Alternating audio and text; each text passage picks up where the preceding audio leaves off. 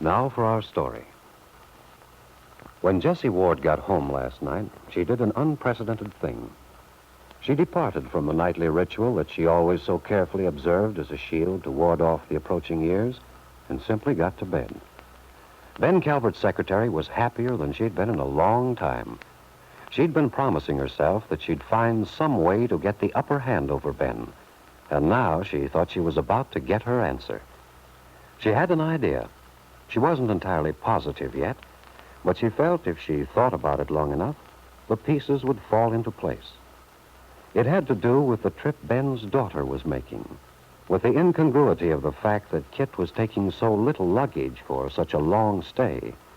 And it had to do with something else she'd seen when she'd paid a visit to Kit last night. Yes, Jessie Ward thought she'd soon have her answer. Now this morning, it's a little before 9 as Jessie walks briskly across Wakefield's town square. To her surprise, the door of the Calvert Real Estate and Loan Company is unlocked.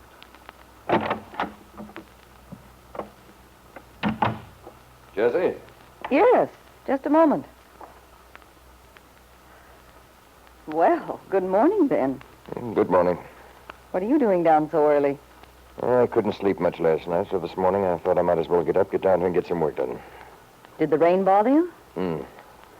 Quite a storm, wasn't it? Mm-hmm. Ben, there's something I want to ask you. What? Well, perhaps I shouldn't. I have a feeling you aren't in a very affable mood today. Well, I've never known that to stop you. What is it you want, Jessie? Well, I think maybe I'd like to take a little vacation. Why, for heaven's sake? Oh, I don't know exactly. Maybe it's contagious. But when I was by Kit's last night, seeing her pack, hearing her talk about You it... were at Kit's? Yes, I had her train tickets for her. And you were able to reserve the space, huh? When is she leaving? The end of the week. You know, I have the strangest feeling, Ben. What about? Oh, I don't know, but for some reason I feel that Kit doesn't really want to go out to California. So you've noticed that, too, huh? Then why in heaven's name is she going? Well, don't look at me. All I know is that when people go someplace, it's either because they want to or they have to. What do you mean by that have to? Nothing. I was just thinking out loud. Jessie, have you any idea what's behind all this? Oh, heavens, Ben, how could I? I'm certainly the last person in the world Kit would confide in. All I know is what she tells me, that she feels the need for a change. And maybe that's all there is to it. After all, Kit's tried to make herself over ever since she married Bill Meade. She's lived in a fashion that's completely contrary to her training. Maybe the strain's gotten her down. You don't believe that any more than I do. I was at Kit's myself last night. Oh, yes, she did mention you'd been there. I don't know what's wrong. I can't get Kit to talk to me she used to. I don't know why, unless it's because of something that happened several weeks ago. She said it was unforgivable of me not to have told her. But I don't think she really meant that. Not to have told her what? Well, I suppose you might as well know. You're perfectly cognizant of the whole story anyway. A couple of weeks ago, I finally told Kit, Jessie, about the Bowmans, her mother's people. Told her that whole business. Oh, Ben, you didn't. Well, this is a surprise. After all the trouble you've gone to... I know. But it gradually dawned on me how much Kit was talking about having a child, about wanting one. First, I thought it was just talk. And she was really getting serious. So I told her the whole thing. Explained to her why she shouldn't run the risk of having any children. I thought it would be better if I did it rather than Bill. Oh, I see. And I must admit, Jessie, that you were right. How do you mean? Kit took it splendidly. Naturally, it was a shock, but I think she was more upset that I had kept it from her than by the fact themselves. Really? Yes. Kit's a very well-balanced person. She's a realist like me. That's why I say I should have realized that I should have told her long ago. But anyway, she didn't seem too terribly upset by what I said. Well, Kit doesn't always let her emotions show on the surface. Yes, I know. That's what I got to thinking about. I thought maybe what I had told her cut more deeply than she let on. Well, after all, if you're married and want children, it's a very tragic thing to learn. Yes. I talked to her about it last night.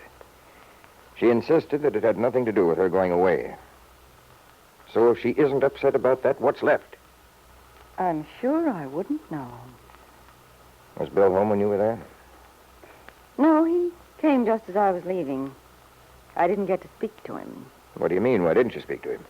Well, I was already in my car. I just saw Peggy drive up and let him out. Peggy?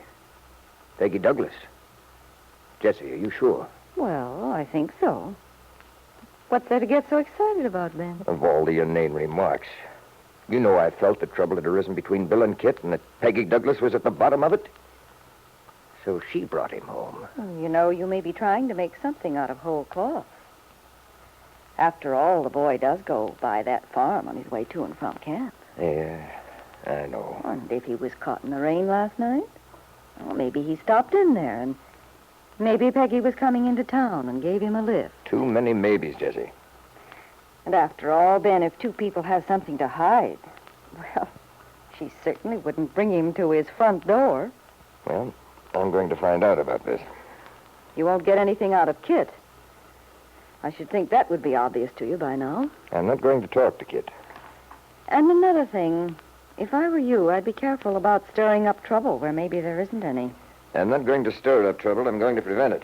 Ben, where are you going? Over to the bank to see David Bowman. What?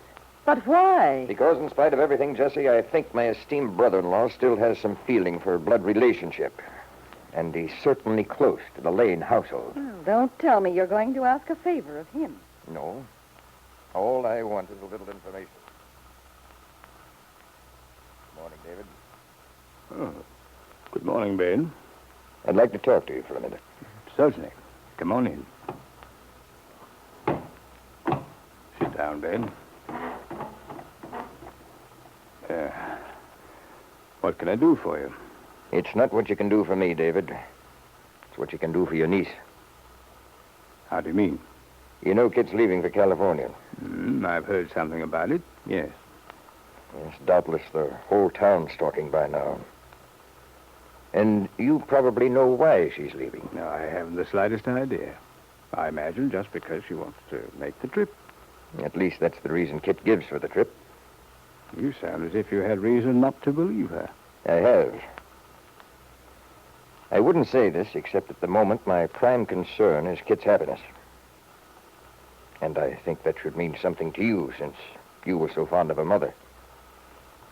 Well? I think there's some trouble between Bill and Kit. Do you?